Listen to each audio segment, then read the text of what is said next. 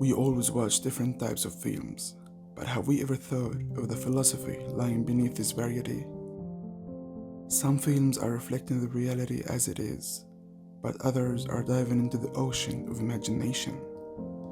These kinds of films are trying to be as far as they can from normal reality by using variable elements such as visual effects, fictional ideas, and special editing methods.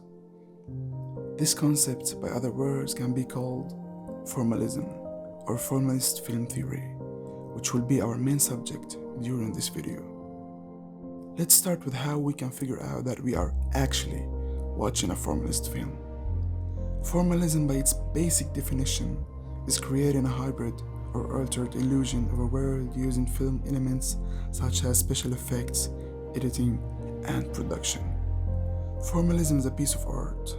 It's the art of transferring the ordinary to the extraordinary, the art of making something special and entertaining for the viewer who's sick of normal's life routine. Major Crossroads here, sir. When we look at the practice of formalism, we will see that it represents an idea that stylistically transcends reality. One of the most important things that clarify this idea is the montage technique, practiced frequently by Sergei Eisenstein, who is one of the pioneers of the formalism film theory. From the point of view of formalism, the editing is freeing the artist from artificial constructs, continuity editing, and the time limitation which can be broken.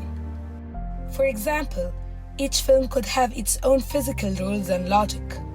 One of the practical examples of the formalism is a green screen, in which the director can simply create his own world in a four-wall studio. He can make an association between objects and feeling or concepts which doesn't have meaning on their own. That's exactly what the realism scholars find unacceptable, especially Krakauer, who is one of the pioneers of the realism film theory.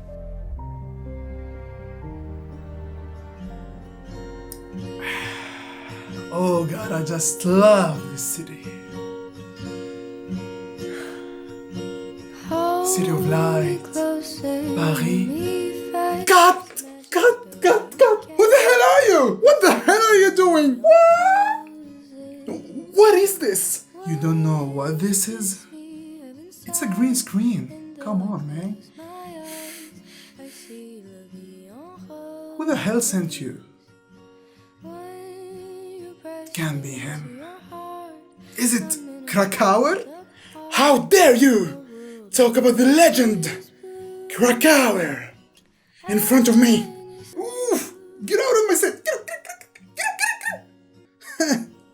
You know nothing, the student of Eisenstein, and you shall lose everything.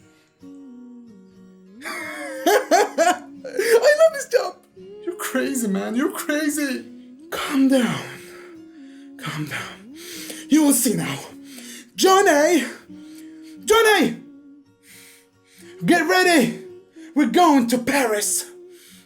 No, you idiot. The real Paris. Are you out of your mind? Going to Paris? I just brought Paris to you. Where is Paris? I just can't see it. Here it is. Look at the Eiffel Tower. Oh, it's so beautiful at night. Oh, you're gonna pay for this. Security! Get this man out of the set. I wanna finish shooting. No one is gonna save you now. Get it!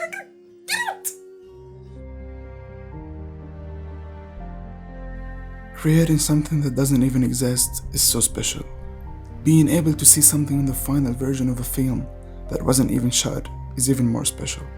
This idea might seem crazy when it first comes to our minds, but what if I tell you that this idea became our reality?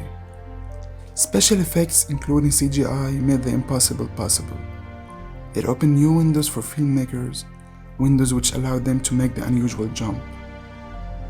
I am certain that everyone have watched Jurassic World at least once in their lives.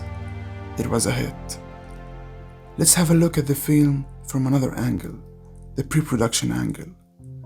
Creating the dinosaurs, which I also think that the idea itself is a sign of formalism, because as we all know, dinosaurs have extinct millions of years ago. so bringing them back to life is so far from being real. Creating the dinosaurs was one of the most complicated stages of the movie, not only in the terms of technology, but as well as the acting. Making the actors interfere with something that is actually not visible was a challenge for the filmmakers, but they just nailed it. The full cast made a great job, which made the audience think that they are actually facing real dinosaurs. The process of designing models takes too much time. Then there is the stage of making those models move, run, and act like real dinosaurs. It took a large group of professionals in order to make it see the light. Green screen was also used a lot in the movie, to create some background footages for the park and to make the frame including the characters and the dinosaurs even easier. The use of special effects is even rising as we go forward.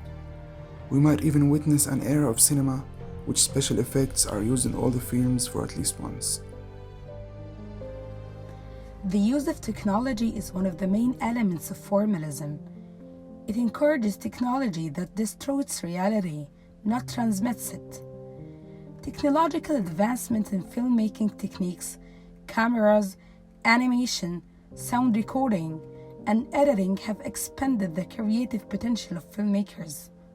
As we are accustomed to Cameron in every film, he arises another world, and he introduces us to this world through the modern technologies that he uses in his film in a unique and special way. In James Cameron's Avatar, which was a breakthrough in terms of visual effects and the computer-generated imagery technology, that is Sahelu, the Bond. the actors wear motion capture suits and lie toward covered in sensors that feed the movement of the body back to a bank of computers. Around 60% of the imagery in Avatar is made by CGI. He created another world with strange blue creatures and succeeded in drawing our attention and sympathy to this new world. With you. I trusted you. Trust me now, please. CGI and 3D technology helped Cameron to involve us in his world. He created formalism within formalism, creating creatures similar to a person using his DNA is an application of formalism within the film, which is the practical application to shape a different reality and harness technology for it. At that time, to see strange creatures who have human expressions with details and have a smooth moving was prodigious. The amazing ability to control motion made the viewer feel that he was flying with them, jumping with them, and living with them. In my point of view, Avatar is the perfect enforcement of formalism. The more far we are from reality, the more close we are to aesthetics. Cinema, since the first ages, was swaying between realism and formalism. In other words, it didn't have a dominant camp, unlike the modern cinema, where our hypothesis joins the race. Modern cinema did and will continue on going towards the formalism concept. Most of the modern films contain elements of formalism, editing techniques, lighting, special effects, etc. From what we saw in the past 30 years, we can predict that future of cinema is gonna be a huge both pride and triumph for the scholars of formalism.